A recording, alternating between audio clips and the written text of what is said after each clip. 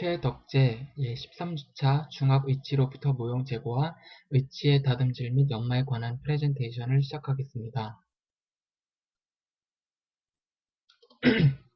모형을 제거할 때 가장 주되게 고려해야 할 부분은 바로 그 모형의 그 인공치 부분이 손상되지 않도록 세심하게 모형을 제거해야 된다는 것입니다. 그래서 모형을 제거할 때 이 순번대로 해서 부위별로 나눠서 커터를 해줘야 합니다. 해주는 것이 효과적입니다. 그래서 이 부위별로 이제 라운드버나 톱으로 해서 부위별로 나눠주고 그리고 커터를 진행합니다. 그리고 남은 찌꺼기들은 웬만하면 또 부위별로 나눠서 제거하는 것이 좋습니다. 그래도 남아있는 피막형의 모형재는 샌드블라스터나 스톤 포인트, 또 라운드버 등으로 깎아낼 수밖에 없습니다. 하지만 이러한 경우는 의치상의 인상면의 손상을 피할 수 없으며 위지령 약화를 또 피할 수가 없게 됩니다.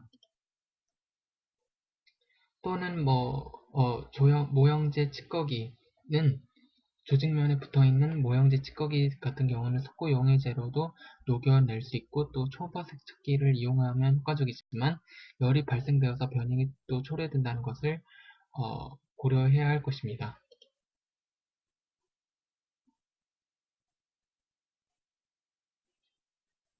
네, 의치를 이젠 다듬질을 해야 하는 과정인데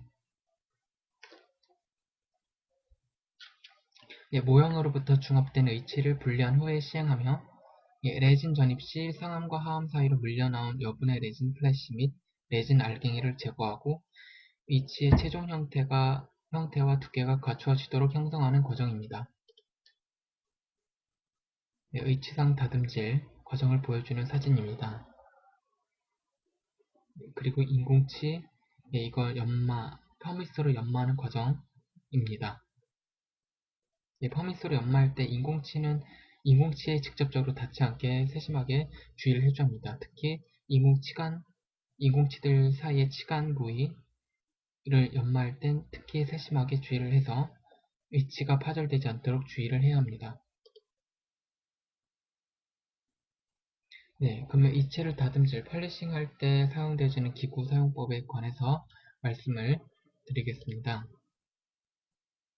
네, 아까 말했지만 이게 퍼미스인데 라떼와 모토, 그리고 핸드피스, 그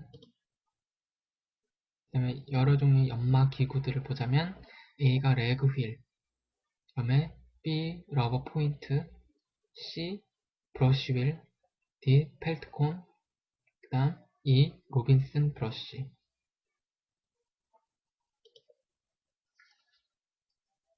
그럼 이러한 기구들을 이용해서 의치를 어떻게 다듬질하는지 그 과정에 대해서 말씀드리자면 일단 A. 의치상 변형부의 주위를 다듬질 해줍니다. 뾰족한 부위, 튀어나온 부위, 과잉되게 튀어나온 부위는 이렇게 제거를 해주고 그 다음 레진 플래시를 제거할 때는 덴처번을 핸드피스에 끼워서 사용해줍니다. 그리고 B. 수nhập 측의 절흔 부위와 같이 좁거나 예리한 부위는 작은 스톤 포인트나 피셔버 등으로 삭제해줍니다. 미세한 부위인 만큼 세심한 주의를 기울여야겠습니다. 그래서 기구를 선택할 때도 스톤 포인트나 피셔버 등으로 좀 더 미세한 부위를 제한할 때 효과적인 그런 연마 기구를 사용하면 효과적입니다. 그 다음 C. 그 다음 이제 치경부 주위에 부착된 경석거나 과잉 레진은 라운드버, 피셔버 등 예리한 기구로 다듬습니다. 부주의로 손상되면 원상태로 회복시키기가 어려우므로 주의를 해야 합니다. 의치의 치은 형성, 매몰, 왁스 제거 과정이 정확히 이루어져 있으면 이 과정은 수월합니다. 그러니까 그 전에 이루어진 과정들을 하나하나 완벽하게 끝내놨으면 이 부위는 수월하게 해줄 수 있어서 그런 인공치 손상의 위험이 훨씬 적을 것입니다. 그 다음 이제 D, 트리밍, 치즐 등 예리한 기구로 치경부 주위를 다듬습니다. 다음, 거친 부위는 샌드페이퍼나 러버 포인트 등으로 원활하게 합니다. 좀 더 고른 입자의 연마 기구를 사용하는 것을 보실 수 있습니다.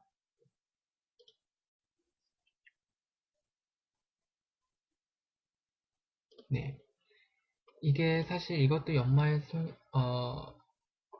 속하지만 앞서 말한 것들도 연마에 속하지만 굳이 나누자면 의치의 다듬질이라는 표현이 좀 더 맞겠습니다.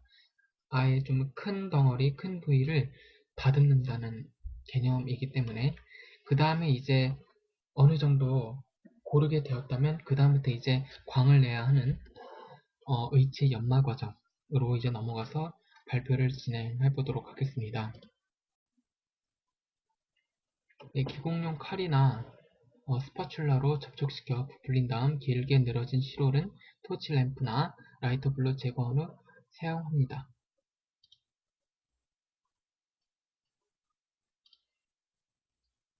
그렇게 해서 이제 퍼미스 등으로 해서 예, 퍼미스 등으로 해서 연마를 진행해 주는데 순측과 협측의 치간 부위의 깊은 곳에 연마할 때는 충분한 양의 젖은 퍼미스를 도포해서 레그휠로 연마하는데 퍼미스가 쉽게 씻겨 나가므로 계속적으로 도포하면서 연마를 해줘야 합니다. 연속으로 한 번으로 끝낼 것이 아니라 여러 번 재차 반복해서 해주어야 효과적입니다. 퍼미스는. 비교적 넓은 부위의 의치상 순면과 변형부는 브러쉬 휠을 이용해서 연마를 해줍니다. 브러쉬 휠이 이게 바로 브러쉬 휠이고 그 다음에 B 그림 상하국의 깊은 부위와 하악 설치기 좁은 부위는 펠트콘이나 작은 버프 휠로 연마해주는 것이 효과적입니다. 네, 제가 이 부위를 그냥 퍼미스 휠로 했을 때 이렇게 의치가 날아가서 의치가 파절될 위험을 겪은 적이 있어서 네, 이런 부위는 그런 적당한 형태의 기구로 사용하는 것이 아무래도 의치를 보호하고 효과적인 의치를 만드는 거에 어, 아무래도 좀 더 나은 방법이라고 할 수 있겠습니다. 네, 그래서 이제 마지막으로 파인 퍼미스로서 제거되지 않는 흠집을 제거하기 위해선 트리폴리를 건조한 레그 휠에 연마하고 다시 이제 광택제인 초크, 진 옥사이드 또는 루즈 등을 건조한 레그 휠에 묻혀서 최종 연마를 최종 연마의 과정을 거칩니다. 그렇게 해서 광을 내주고 그렇게 하면 이렇게 광택이 나는 이런 올바른 위치들이 완성이 되어집니다. 마지막으로 초음파 세척기를 이용해서 불순물을 싹 다 제거해주는 과정도 거치면 좋겠습니다. 네, 이제 레진 그 위치를 그렇게 이제 완성된 위치를 보관하는 방법으로서 보여지는 그림인데 완성된 레진상 위치를 건조한 상태로 두면 수축에 의해서 또 변형이 됩니다. 이런 재료 특성상 이렇게 변형, 수축에 민감하기 때문에 그렇게 세심하게 또 관리를 또 잘해 주어야 하는데 그래서 이제 이런 점 때문에 혼자 구강 내에 정착되기 전에는 반드시 실온수가 담긴 용기에 넣어 두어야 한다는 것을 또 명심해 두어야 할 것입니다. 그래서 진료실로 전달할 때에도 물을 담은 덴처박스에 위치를 넣어 배달합니다. 이렇게 해서 레진 수축에 의한 그 위치 변형을 막을 수 있겠습니다.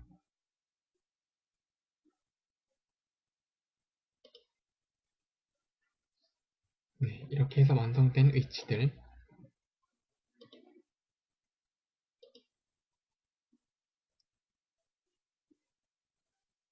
네, 이제 기공 과정을 보여주는 영상을 잠시 보겠습니다.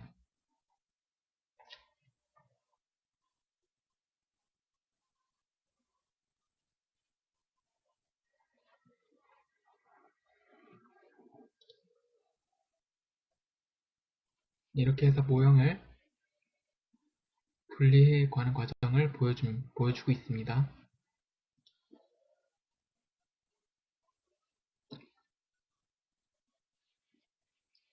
먼저 위치 이 주위부터 분리해 나가서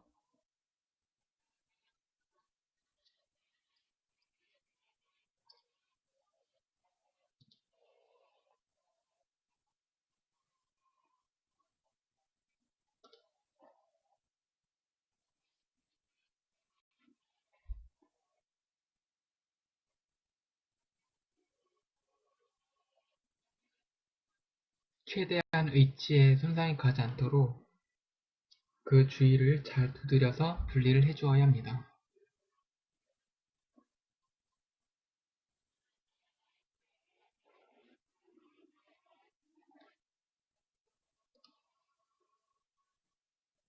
그 다음에 이제 퍼미스를 통해서 의치를 연마하는 과정을 보여드리도록 하겠습니다.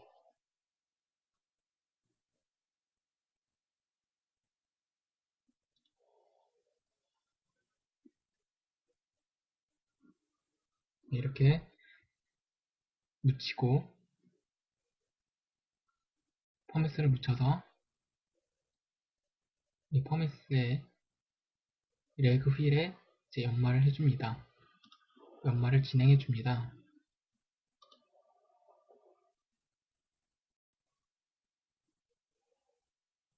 이렇게 해서 인공치가 닿지 않게 직접적으로 닿지 않게 여러 방향으로 해서 주의 깊게 레그 휠에다가 연마를 합니다.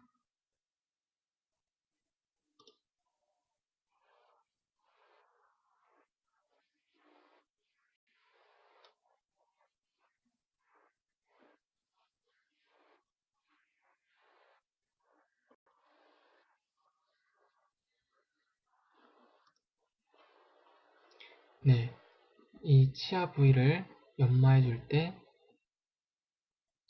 이 인공치가 이런 과정에서 인공치가 손상이 된다면 다시 복구하기 힘들기 때문에 애초에 이 치관 부위를 연마할 때는 정말 세심한 주의를 기울여서 연마를 해줘야 한다는 것을 명심해 두어야 할 것입니다.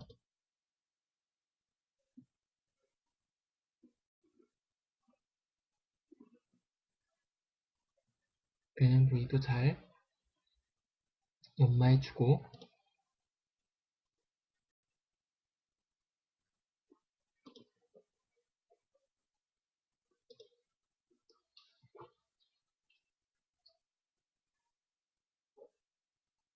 네, 여기까지 해서 의치의 다듬질 및 연마에 관한 프레젠테이션을 마치도록 하겠습니다. 예, 지금까지 제 발표를 들어주셔서 감사합니다. 감사합니다.